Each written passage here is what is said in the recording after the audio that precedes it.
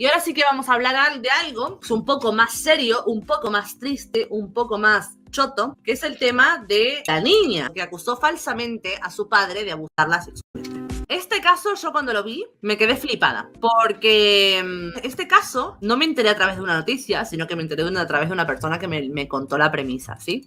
Me lo dijeron así, mira, una niña desmintió la denuncia falsa hecha a su padre. Digo, bueno, pues es interesante. Casos como ese hay, pero bueno, sigue siendo interesante. Pero después, cuando me puse a ver la noticia, yo pensando que la denuncia la habría hecho la madre de la niña y habría inducido a la niña a acompañarla en esa denuncia, como hay un montón de casos y quizás luego vemos uno de esos, pues no, me vengo a enterar que la situación fue que la propia niña fue la que puso la denuncia falsa. El tema que yo quiero comentar acá, y por el cual esto me parece importante, y es que hace un tiempo yo había visto una conferencia de Karen Sturgeon, no sé si la conocen, una famosísima activista por los derechos de los hombres canadiense, creo que es. Hizo una conferencia y en esa conferencia hablaba sobre los privilegios femeninos que los niños empiezan a asumir. Y había un padre que le contaba cómo su hijo había sido víctima de una agresión por parte de una niña y que el niño, cuando se fue a defender, recibió por parte de la niña un comentario en plan: no me puedes pegar, soy una mujer. Ahora vemos que esto llega más allá. Bueno, lo que Karen respondía a eso es que claro que lo va a hacer. Que las niñas son perfectamente conscientes del privilegio en el que se encuentran.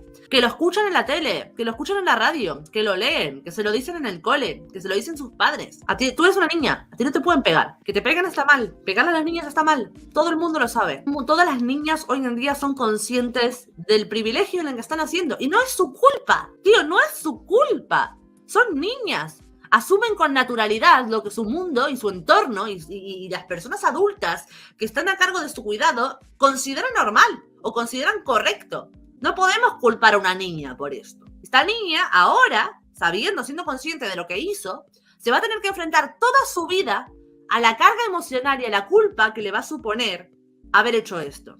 Porque es una niña y tiene el corazón más puro que una adulta. Y esta niña, si bien hizo uso de ese privilegio que sabía que tenía, se dio cuenta.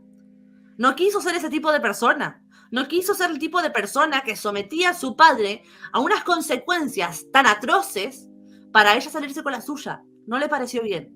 Porque esa niña de 11 años, que ha denunciado falsamente a su padre, y que ahora lo vamos a ver, tiene más moral, tiene más ética, tiene más criterio que tantas adultas y tantas feministas institucionales, desde Vicky Rossell hasta Beatriz Jimeno, pasando por Irene Montero, tienen. Esta es la noticia. El titular dice: una niña declara al juez que se inventó la acusación de abusos sexuales contra su padre. Salió en El Mundo.es. La menor, que ahora tiene 11 años, también indicó que temía ahora la reacción de su padre por haber mentido sobre la grave acusación y se rompió cuando el juez le recordó a su abuela paterna, que murió en estos años de litigio. Esta niña tenía una abuela paterna, es decir, la madre de su padre, que durante estos años que ha durado el litigio judicial ha fallecido. Ha fallecido, a lo mejor pensando, o bien que su hijo era un abusador que había abusado de su nieta, o bien que su nieta había puesto una falsa denuncia contra su hijo. Esa mujer tuvo que morir con alguna de esas dos realidades en su cabeza. Decíamos, con lágrimas en los ojos, el padre acusado de abusar de su propia hija durante 4 años,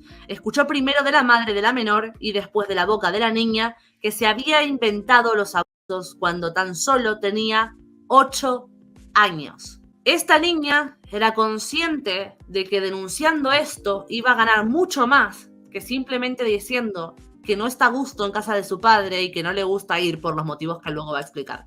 Con 8 años. A pesar de que el juicio dio un vuelco con estas revelaciones que motivaron la retirada de la letrada de la acusación particular, el proceso judicial al que se enfrentaba el progenitor de la víctima, por el que la fiscal solicitaba una pena de 12 años de prisión, continuó con la declaración de todos los testigos y expertos previstos. Esto, lo que acaba de decir, que motivaron la retirada de la letrada de la acusación particular, ¿sí?, es de donde parten las investigaciones de denuncias falsas. O sea, para que una denuncia, el número de denuncias falsas de la fiscalía es tan pequeño, es ese famoso 0,01%, porque no se investigan ni se recogen, ojo, no se recogen las condenas por falso testimonio, ni las condenas por denuncia falsa, ni las condenas por simulación de delito, ni tampoco se investigan las denuncias archivadas. El número de denuncias falsas parten de las que han sido probadas como falsas dentro de las retiradas de acusación, que de 200.000 denuncias que hay al año, las retiradas de acusación van en torno a unas 20 y unas 30 denuncias. O sea, es muy, muy, muy difícil. Las denuncias falsas tienen que caer en unas características muy concretas. Y además, ojo, si tienes la suerte de que la denuncia falsa que te han interpuesto a ti, la acusación particular fue retirada por la jueza, si tienes esa suerte, que ya de por sí es muy difícil que eso suceda, para que esa denuncia falsa que te han interpuesto cuente como denuncia falsa, tiene que ser además juzgada en el mismo año. Si esta denuncia, si por la retirada de la acusación los tribunales actúan de oficio, entonces tendría que ser juzgada dentro de 2022 para que en 2023 dijeran que esta denuncia falsa ha tenido lugar. Si no, no. Como decía, ¿no? Finalmente, cuando sucedió esto, cuando en la puta cara de la jueza, la madre y la niña dijeron, no, que la niña se lo ha inventado todo. Ahí la jueza no ha tenido más cojones que retirar la acusación particular, porque si no ya era una obscenidad no hacerlo. Y dice, el proceso judicial al que se enfrentaba el progenitor de la víctima, por el que el fiscal solicitaba una pena de 12 años de prisión, continuó con la declaración de todos los testigos y expertos previstos, ¿vale? Interrogada por el juez, la niña admitió que tenía problemas cuando iba con su padre algunos fines de semana. Me gritaba y vivía cosas que no quería, decía la menor, que en la actualidad tiene 11 años de edad, refiriéndose así a que su padre vivía con una novia que a ella no le gustaba y con la que su padre discutía mucho, y por ella mi infancia no la viví bien. Esto yo lo puedo entender perfectamente. Perfectamente. Esto a mí me pasaba de adolescente. O sea, yo lo amo con todo mi corazón a mi padre. Y si lo ve, que lo sepa. Pero es verdad que de adolescente a mí no me gustaba ir a casa de mi padre. No me gustaba ir a casa de mi padre porque mis padres eran los dos extremos. Mi madre era súper laxa, me dejaba hacer lo que yo quisiera. Y mi padre era entrenamiento militar, prácticamente, ¿sí? Y su mujer era del mismo palo y tal. Pues a mí no me gustaba nada ir a su casa porque sentía que pasaba de un estilo de educación súper laxo a ir a su casa y estar el fin de semana pasándomelo como si estuviera en un campamento de Boy Scouts, tío. No me gustaba. Yo peleaba muchísimo por ir a casa de mi padre. Pero bueno, no hice esto. Acá vienen las palabras importantes de la niña. Dije lo que los abusos porque no quería ir con él, pero ahora estoy arrepentida, aunque no estoy mejor, dice. Eso es lo que susurró la menor, corroborando las declaraciones de su madre sobre que todo aquello que relató lo había visto en una telenovela y otras series de televisión. La menor, que también indicó que temía ahora por la reacción de su padre por haber mentido sobre la grave acusación, se rompió cuando el juez le recordó a su abuela paterna que murió a lo largo de los 2 años de litigio. Y esto es importante, chicos, porque esto es una de las realidades que tratamos de hacerle entender a estas feministas que continuamente y patológicamente se dedican a ir en contra de la custodia compartida, que se dedican a ir a tratar de lo peor a todos esos padres que se ven obstruidos del contacto legítimo que deberían tener con sus hijos. Y no lo olvidemos, los padres y los niños no son los únicos perjudicados. Son los principales perjudicados porque son los que viven la situación directamente.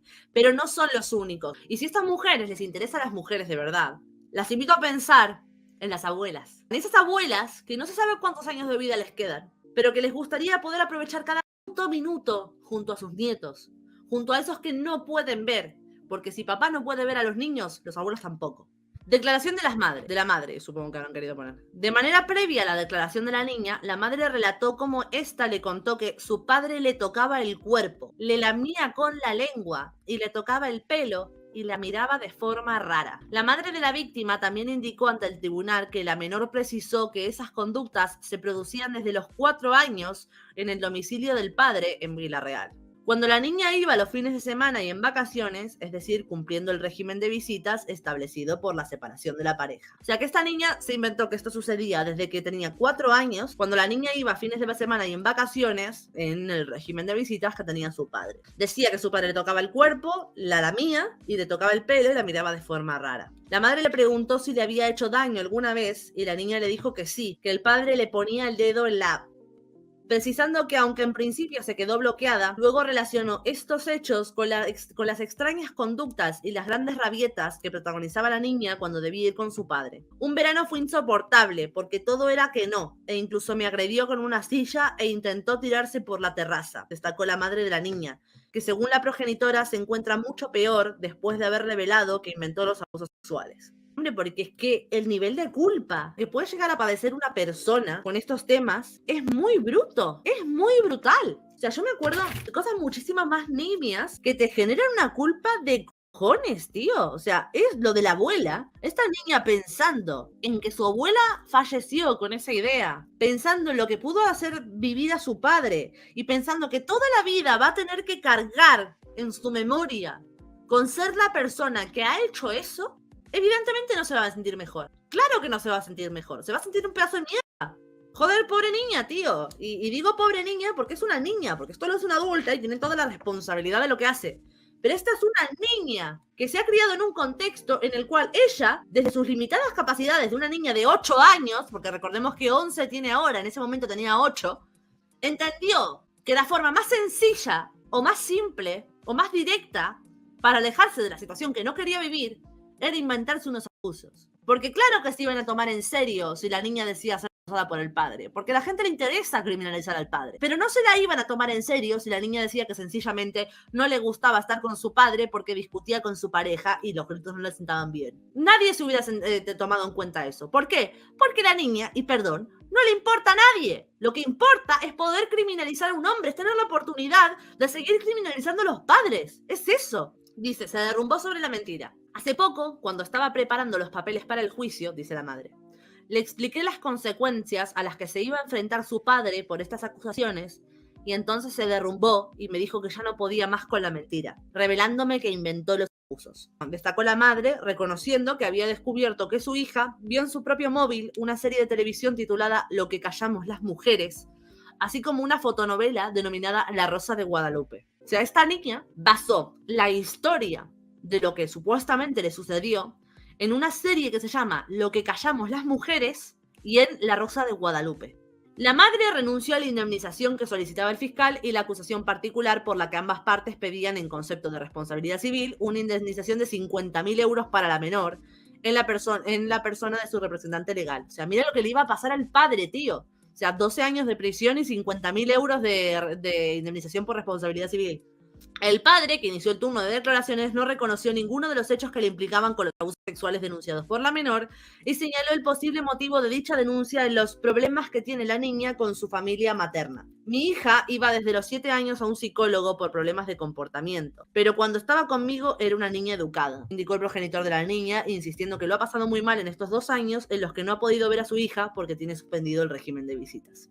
Exacto. En este caso, por la acusación que la propia niña hizo sobre su padre, el juez habrá decidido suspender el régimen de visitas a su propio criterio, considerando que dejarlo podía suponer un peligro para la niña, ¿vale? Que no es como ahora, porque recordemos que esto fue hace ya bastante, que no es como ahora, donde se suspende el régimen de visitas por defecto, sin que el juez pueda valorar el riesgo real o no. Pues nada, esta ha sido la noticia, ¿vale? Supongo que este será el padre, si la foto es la real, etcétera, porque acá siempre van sentados los acusados.